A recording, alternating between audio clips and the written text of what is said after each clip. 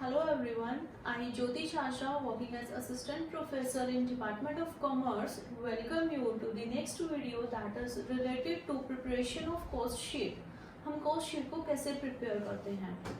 So last video में हमने देखा था कि हमारे cost के कुछ elements होते हैं. So element number 1 is material.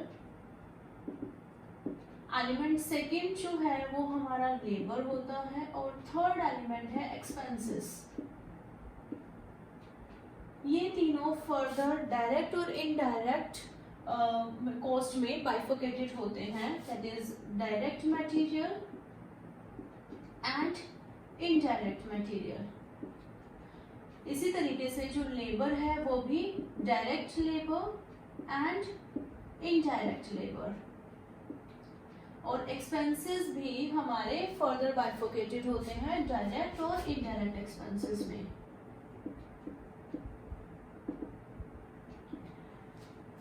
ये सारी चीज हम लास्ट वीडियो में कवर कर चुके हैं. आज हम करेंगे कॉस्ट शीट को हम बनाते कैसे हैं. कॉस्ट शीट में हम अलग अलग जिस हिसाब से खर्चा हुआ है उसी हिसाब से अपनी कॉस्ट को क्लासिफाई कर देते हैं.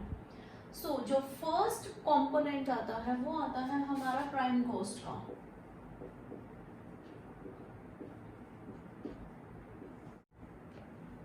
जो प्राइम कॉस्ट है वो हमारी तीन चीजों से मिलकर बनती है. दैट इज डायरेक्ट मटेरियल,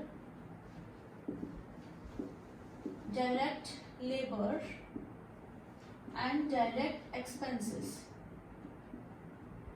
जब हम इन तीनों खर्चों को, तीनों की जो कॉस्ट है इनको ऐड कर देते हैं तो हमारी प्राइम कॉस्ट आ जाएगी, या इसको हम बोलते हैं direct cost.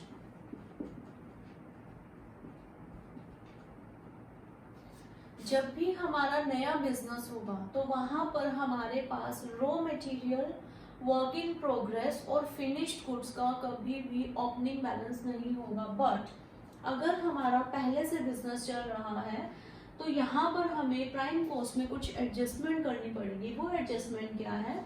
Opening stock of raw material जो है उसको हम लेके चलेंगे स्टार्टिंग पॉइंट पर.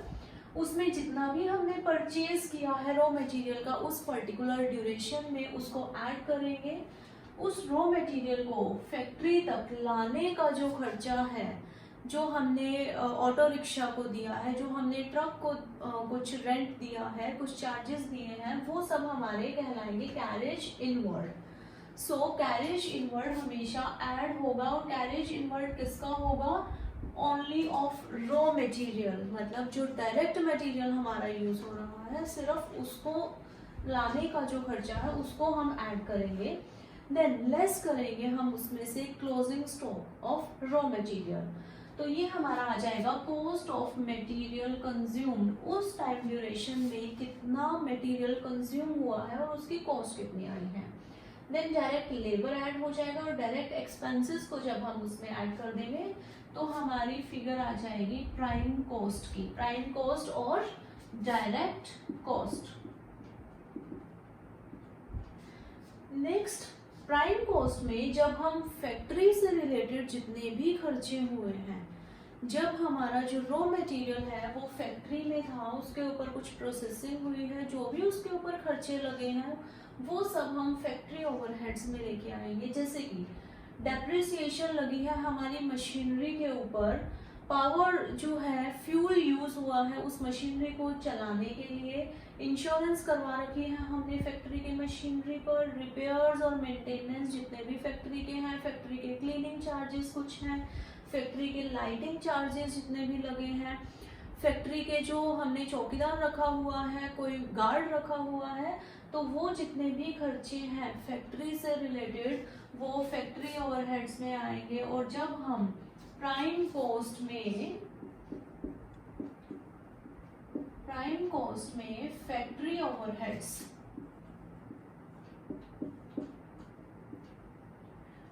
को ऐड कर देते हैं तो जो हमारी कॉस्ट आएगी वो है फैक्ट्री कॉस्ट, या इसको हम वर्क्स कॉस्ट भी कहते हैं. फैक्ट्री कॉस्ट निकालते हुए हम opening stock of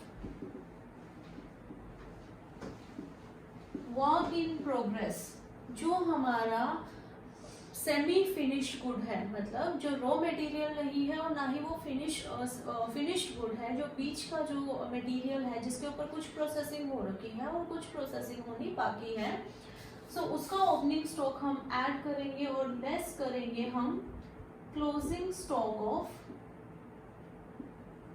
work in process, वो आ जाएगी हमारी फैक्ट्री कॉस्ट। अब फैक्ट्री कॉस्ट आने के बाद हम ऑफिस ओवरहेड्स को ऐड करेंगे, प्लस करेंगे हम ऑफिस से रिलेटेड जितने भी खर्चे थे, जैसे कि हमने अपने ऑफिस स्टाफ की को सैलरी दी है, बोनस दिया है, कोई कमीशन दिया है, मैनेजर्स की सैलरी है, डायरेक्टर्स की फीस है, टेलीफोन चार्जेस है, डेप्रिसिएशन है ऑफिस बिल्डिंग के ऊपर, रिपेयर्स और मेंटेनेंस के खर्चे हैं जो हमारे ऑफिस बिल्डिंग के, ऑफिस में कोई हमने कंप्यूटर सिस्टम रख रखा है उससे रिलेटेड कोई भी खर्चा है, रेंट हम दे रहे हैं, तो वो सब हमारे पार्ट होंगे ऑफिस ओवरहेड्स के। जब हम फैक्ट्री कॉस्ट में ऑफिस ओवरहेड्स को ऐड कर देंगे तो जो वैल्यू आएगी that is cost of production, this is cost of production. इस कॉस्ट ऑफ प्रोडक्शन में जब हम opening stock of finished goods को ऐड कर देते हैं और लेस कर देंगे हम closing stock of finished goods को, तो जो फिगर आएगी, जो वैल्यू आएगी वो आएगी cost of goods sold.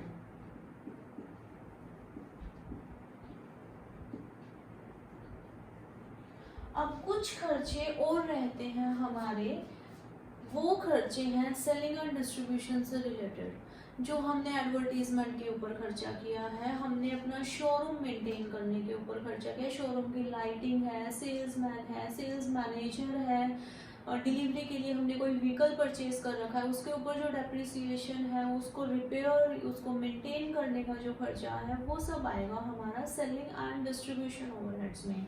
So cost of goods sold में जब हम सेलिंग एंड डिस्ट्रीब्यूशन ओवरहेड्स को ऐड कर देंगे, सेलिंग एंड डिस्ट्रीब्यूशन ओवरहेड्स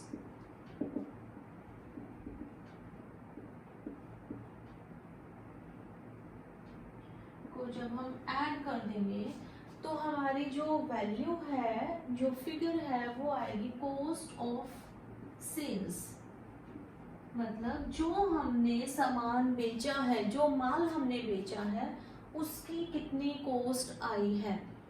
और जब कॉस्ट ऑफ सेल्स में हम प्रॉफिट को ऐड कर देते हैं या फॉर एग्जांपल लॉस हुआ है, तो एट प्रॉफिट और लॉस, तो जो फिगर आएगी वो आएगी हमारी सेल्स की उस पर्टिकुलर टाइम ड्यूरेशन में सेल कितनी हुई है। सो एक बार फिर से इसको हम रिवाइज करते हैं। फर्स्ट जो कंपोनेंट आएगा दैट इज प्राइम कॉस्ट, और जिसको हम कहते हैं डायरेक्ट कॉस्ट भी। उसमें opening stock of raw material को हम लेके चलते हैं फर्स्ट पॉइंट पर। Then purchases of raw material, जितना भी हमने परचेज किया है उसको ऐड कर देंगे, जो उसको लाने का खर्चा है उसको भी उसमें ऐड करेंगे, माइनस करेंगे closing stock of raw material.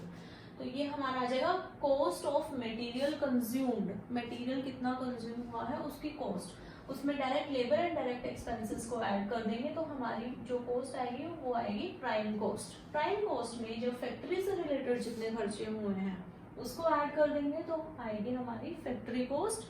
Factory cost में ऑफिस एंड एडमिनिस्ट्रेटिव ओवरहेड्स को जब हम ऐड कर देंगे तो कॉस्ट ऑफ प्रोडक्शन आएगा। जब इसमें हम अपने opening stock of finished goods की जो ट्रीटमेंट कर रहे हैं और closing stock of finished goods की ट्रीटमेंट कर रहे हैं तो वो आएगी value cost of goods sold. जब कॉस्ट ऑफ गुड्स सोल्ड में हम अपने सेलिंग एंड डिस्ट्रीब्यूशन ओवरहेड्स को ऐड कर देंगे, कॉस्ट ऑफ सेल्स आ जाएगा और इसमें प्रॉफिट या लॉस जो भी हुआ है उसको हम प्लस कर देंगे अगर प्रॉफिट है, और लॉस है तो उसको माइनस कर देंगे। जनरली यहाँ पर हम लॉस लेकर नहीं चलते हैं, प्रॉफिट ही ऐड करते हैं। तो जो लास्ट फिगर है वो आएगी हमारी सेल्स की। सो ये है हमारा फॉर्मेट कॉस्ट शीट का। That is it. Thank you.